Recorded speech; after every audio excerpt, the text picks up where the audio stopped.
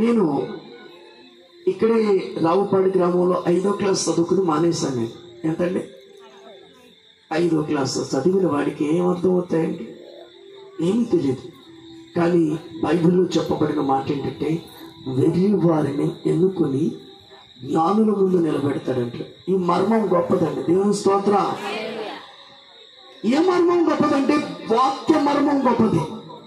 ఏమంటే వాక్యమే కనుక మీలో నివసిస్తే, వాక్యం మీలో స్థిరంగా ఉంటే ఒక్కొక్కరు 1000 మందితో సమానం. మీరు కొట్టండి చెప్పండి. ఇప్పుడు ఈ వాక్యము లోతైన సంగతులను తెలుసుకుంటే ఎక్కడైనా నిలబడగలరు, ఎంతటి వారు ముందైనా నిలబడగలరు, ఎక్కడైనా మీరు జవాబు ఇవ్వగలరు.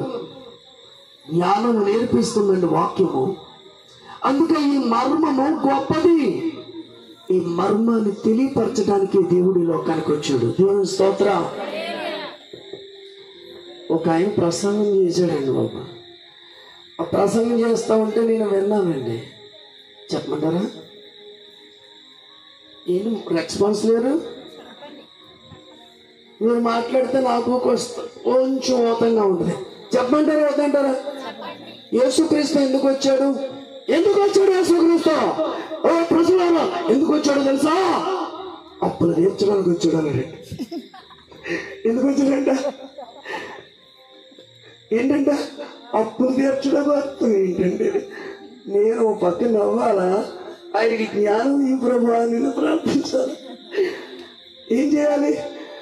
చూడండి, అప్పుల మీ ఆస్తిపాస్తి మీ నాన్న దగ్గర ఉంటే మీ నాన్న అన్నయ్య ఎవరో ఒకరు తీరుతారులే. ప్రసంగం చేస్తూ అప్పుడు తీర్చడానికి వచ్చాడు అన్నాడు. వాళ్ళకి గంభీరమైన ప్రసంగం. ఏమండి ఇదేంటండి? ఆయన రక్షించడానికి వచ్చాడు కానీ అప్పులు తీర్చడానికి రాలా. నువ్వు చేసుకుని నువ్వే తెచ్చుకో. ఏంటమ్మా ఓటీ చేస్తావో ఓవర్ టైం చేస్తావో ఏం చేస్తావో నువ్వు తెచ్చుకుని తిప్పని నువ్వే పడు. ఏంటి బాబా నేను అప్పు చేశాను బాబా, 2 బత్తాలు పడే బాబా. ఏం పడాడు? నువ్వు కష్టపడితే కష్టాన్ని దీవిస్తాడు. ఇది వాస్తవం. అంతే తప్ప అప్పులు తీర్చడానికి వచ్చాడంట. అప్పులు తీర్చడానికి కాదండి, నీ హృదయాన్ని ఆయన కోరుకుంటూ నీ హృదయంలో నివసించడానికి వచ్చాడు. ఇప్పుడు కొట్టండి చెప్పండి. ఈ మర్మము గొప్పది. ఈ మర్మము గొప్పది.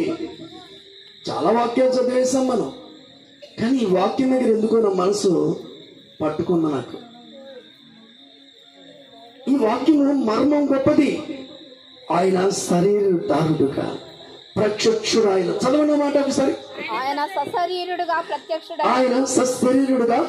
ప్రత్యక్షుడు ఆయన అంటే ఇప్పుడు చూడండి, ప్రత్యక్షుడాయను. దేవుని స్తోత్రం.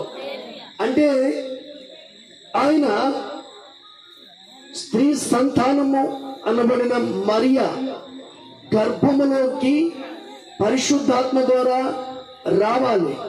పురుషుడు సందర్భం లేకుండా దేవుడు మలినము లేనివాడిగా కలిగి ఈ లోకానికి ప్రత్యక్షత కావాలి. ఆ ప్రత్యక్షత కలిగిన ఈ వాక్యమే, ఆ దేవుడే ఒక గొప్ప మర్మం. దేవుని స్తోత్రం. అందుకే శరీరధారుడిగా ఎందుకు రావాలి? ఏమంటే ఇక్కడ మనం అందరం శరీరంతో ఉన్నాం కదా. ఒకరి బాధ ఏంటో ఒకరికి అర్థం అవుతుంది. చూడండి, మనం దేవుని దగ్గరికి వచ్చిన తర్వాత అందరూ ఒకే కుటుంబం, ఒకే అన్నదమ్ములు, అక్క చెల్లెలు, ఒకే ఇంట్లో కుటుంబం. ఏమంటే ఎవరికైనా చిన్న బాధ వస్తే మనం ఎందుకు ఏడవటం అండి? అలా ఏడ్చిన వాళ్ళు ఎంతమంది ఉన్నారు ఇక్కడ? చాలా మంది ఉంటారు. ఎవరికైనా ఇబ్బంది వస్తే ఆ ఇబ్బంది తట్టుకున్నాం. ఏంటండి ఇది? ఎవరైనా ఇంట్లో శోధన, బాధ, ఏదో ఇబ్బందితో ఏడుస్తూ ఉంటే మనం ఉదయం తట్టుకోలేదు. కేవలం కారణం ఏంటి? ఈ వాక్యంలోకి వచ్చావు, ప్రత్యక్షుడైన యేసు నీలోకి వచ్చాడు. ఈ మర్మం గొప్పది. అందుకే మెత్తని మనసు వచ్చిందండి మనకి. మెత్తని మనసు వచ్చింది, నెమ్మది కలిగిన మనసు వచ్చింది.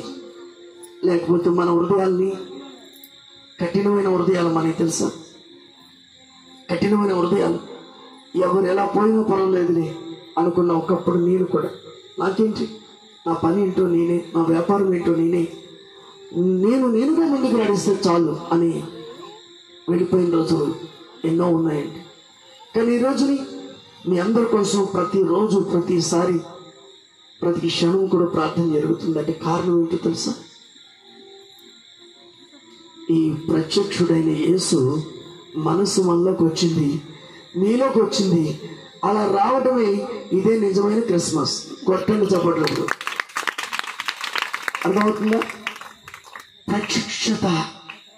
ఇంకా ఎవరిలో యేసు ఉదయించలేదు, ఎవరికి ఉదయం స్థానం ఇవ్వలేదు, వారు ఖచ్చితంగా ఈ మెసేజ్ అయిన తర్వాత